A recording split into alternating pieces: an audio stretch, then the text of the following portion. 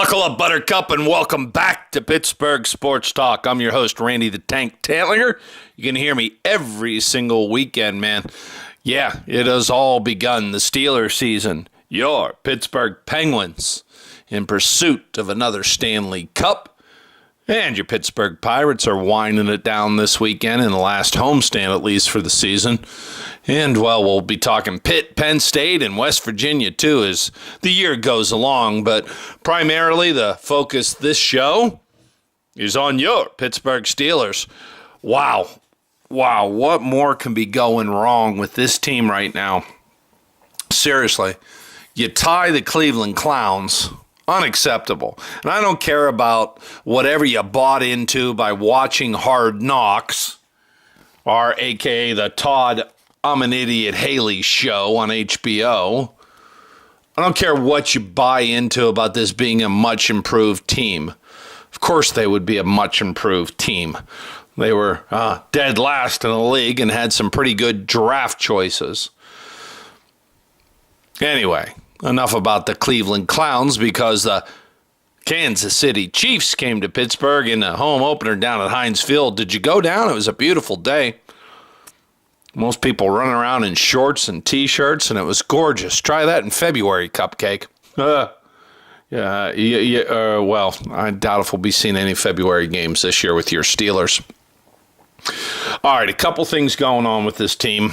We'll start with defense. I was down on the south side this week, and, well, I asked Coach Tomlin the tough question. I'd be happy to address any questions you might have. Coach, you've acknowledged that this is now a passing league. You seem to have addressed this through hybrid linebackers to cover running backs, tight ends, your safety strong, but yet you got lit up by Jacksonville for 45, and Combs comes in for 6. Is it time to think about the scheme that you're playing, or is it the way you're using your personnel? I'm not ready to paint with a broad brush. Really I'm focused on this group this year. I acknowledge that that's been an issue in the past. It was an issue last week. I'm really focused on what's going on in terms of the work that we've put in as a staff, in terms of acknowledging and responding to that, coupled with the personnel that we have now. Last week can't be a representation of us in that regard. Hopefully it's not. We look forward to working this week to prove that. I know that we're faced with a formidable challenge in the form of Fitz and the Tampa Bay Buccaneers that's going to allow us to maybe bear that out. Was communication in the secondary a large part of the problem? It was some technical, it was some communication. It was popcorn, to be quite honest, which is really what I described early.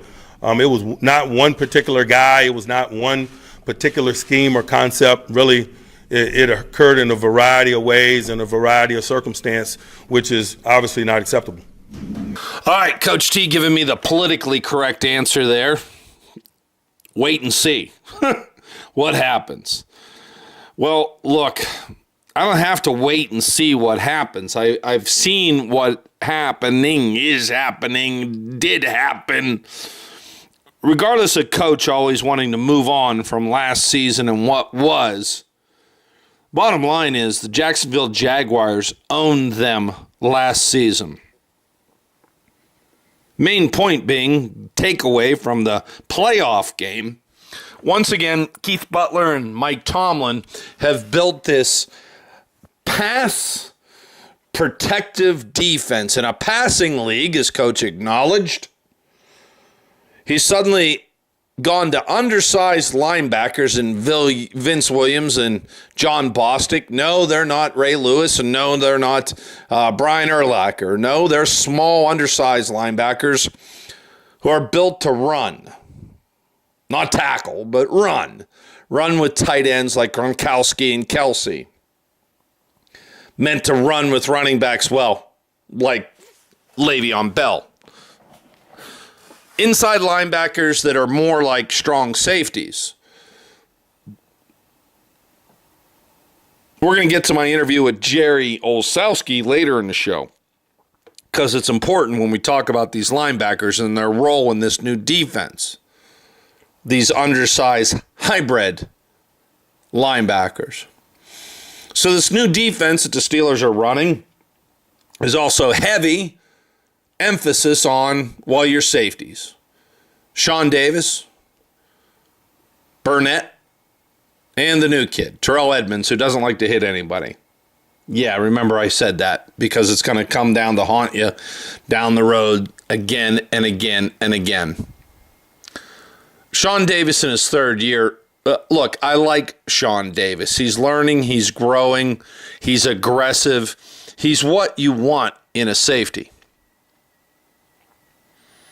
He likes to hit people. I like that about him. Burnett's a proven veteran coming down from Green Bay, thank goodness. The Steelers did one thing right in the offseason. Didn't draft any linebackers, but they went and got Burnett out of Green Bay. This may save them a game down the line. I am not sold on Terrell Edmonds yet. And hopefully I'm wrong. Hopefully he's just, like a deer in the headlights. You can't have a TJ Watt come into your midst all the time. We'll get to TJ in a second here. But keep an eye on Terrell Edmonds. Me thinks he doesn't like to hit people. Me thinks this is a problem. It's football, baby. You got to hit people. You got to knock the snot out of them. It's a problem with Edmonds. If it turns out that he's not everything we expected and we can't get him up to speed by game 8, this defense is going to continue to have troubles. So, as Coach Tomlin said and acknowledged, this is a defense that is built to prevent the pass, the long ball, because it's a passing league.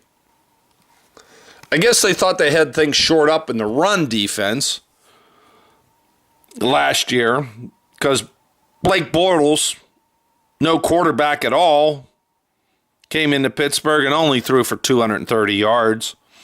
Meanwhile, Leonard Fournette ran for close to 112 yards and sent the Pittsburgh Steelers packing for a long winter's nap. Now suddenly, this hybrid defense that's built to protect the pass game with your two inside linebackers that are hybrids meant to run with Travis Kelce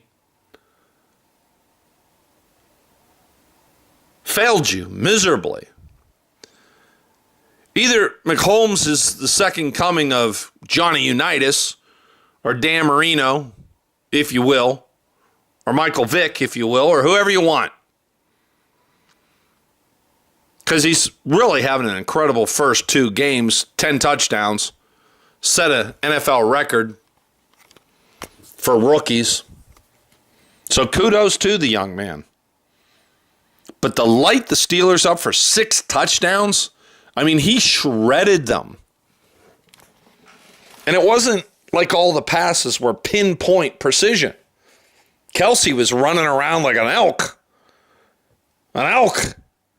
You ever see how big an elk is? It's huge. It's kind of hard not to defend. I thought that's what Bostic and Williams were there for, to get up into his grill. These hybrid linebackers. Make life uncomfortable for him off the line of scrimmage. Chase down the field. Be up in his rib cage the whole time. Defend the pass. Vince Williams and John Bostic look lost out there. Look for Tampa Bay to exploit that Monday night. So that's your hybrid offense. So my question to Coach Tomlin there ultimately was, Coach, right now your scheme isn't working. Your defensive schematic is not working. In a passing league, this is the defense you and Butler have built. It's not working. Hello? So at what point do you scrap it? I don't know that answer. Is it after they go down to Tampa on Monday night and get lit up for 50 points? Then all of a sudden, the week after that, the guy down in Baltimore, Fluco, comes up here and seeks revenge and lights them up for another 40. And all of a sudden, your Pittsburgh Steelers are 0-3-1. Right now, I don't think it's out of the probability, and I know you don't too. Hey, you're listening to Pittsburgh Sports Talk. I'm your host, Tank Tantlinger. We'll be right after this message, and when we get back to the press conference with Coach Mike Tomlin and my questions that seem to annoy him at times.